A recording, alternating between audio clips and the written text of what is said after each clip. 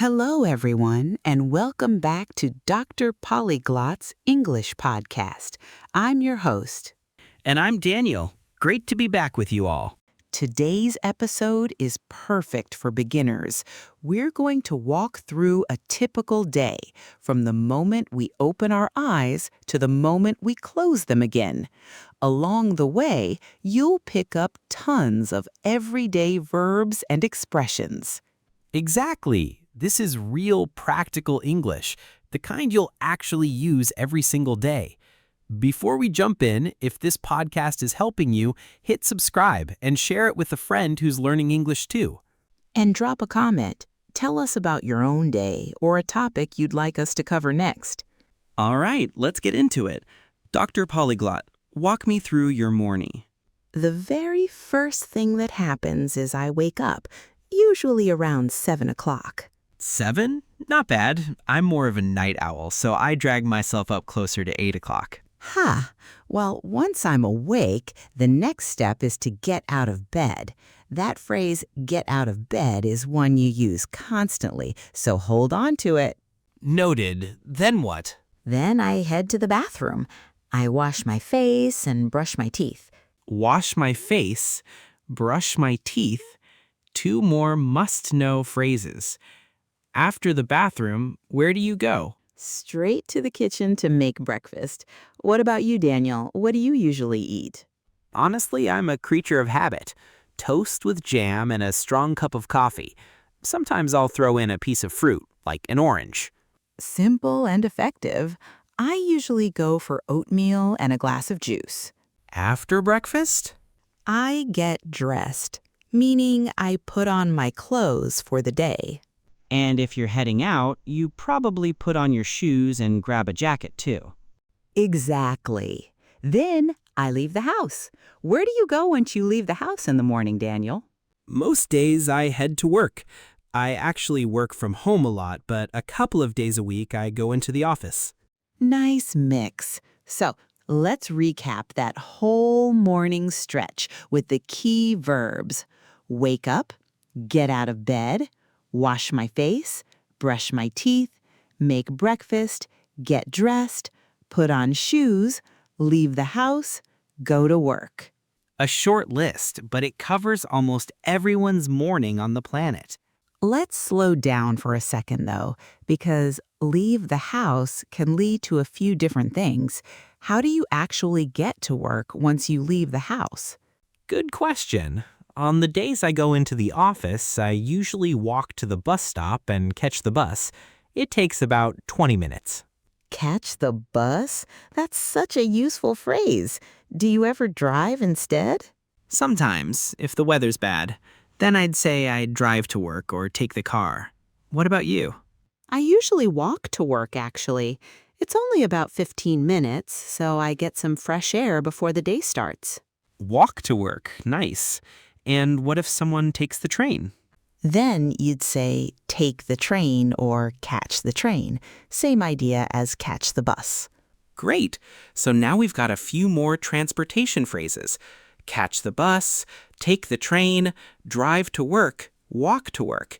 All useful ways to describe your commute. Now let's move into the middle of the day.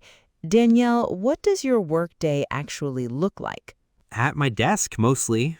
I sit down, open my laptop, and start answering emails. Sit at my desk, answer emails. Great phrases. I also spend a good chunk of time writing reports, and I usually have at least one meeting with my team. Have a meeting. Such a common phrase in the working world. What kind of work do you actually do day to day?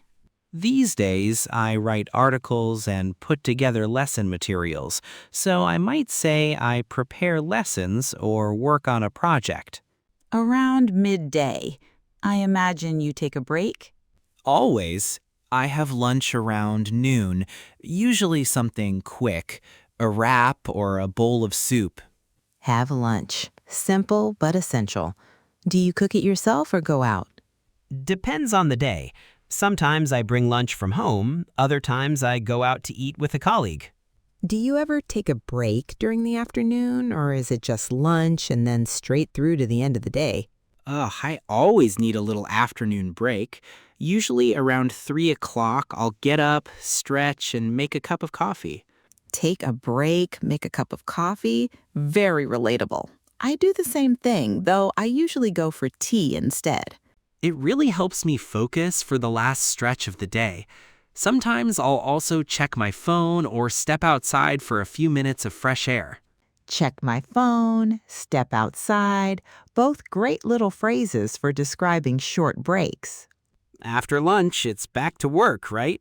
Right. Back to work until the day wraps up, and once it does, I go home. Go home, one of the best 2 words in the English language. Agreed. Once I'm home, I usually unwind for a bit, maybe stretch out on the couch and watch a show. Relax on the couch, watch TV. Very relatable. Then I'll cook dinner. I like experimenting. Stir fry, curry, sometimes just a big salad. Cook dinner? I do the same, though I stick to the basics, usually meat and vegetables. What happens after dinner for you? The less glamorous part, I do the dishes. Do the dishes. Nobody's favorite chore, but it has to happen. After that, I might call a friend, read a few pages of a book, or just scroll through the news. Call a friend, read a book. Great evening phrases. What about later in the evening? Sometimes I'll go for a jog around the block, or just put on some music and relax. Go for a jog, listen to music, and right before bed? One more round of brushing my teeth, and then I go to bed. Go to bed. What time do you usually fall asleep? Around 11 o'clock, but it could be later some nights. What about you? I try to be asleep by 10:30. I'm not always successful.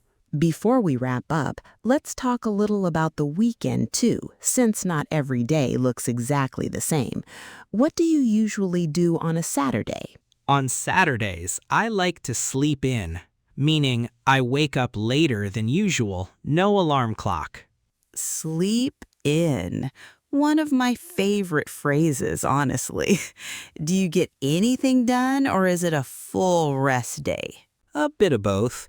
I usually run errands in the morning, things like grocery shopping or going to the post office.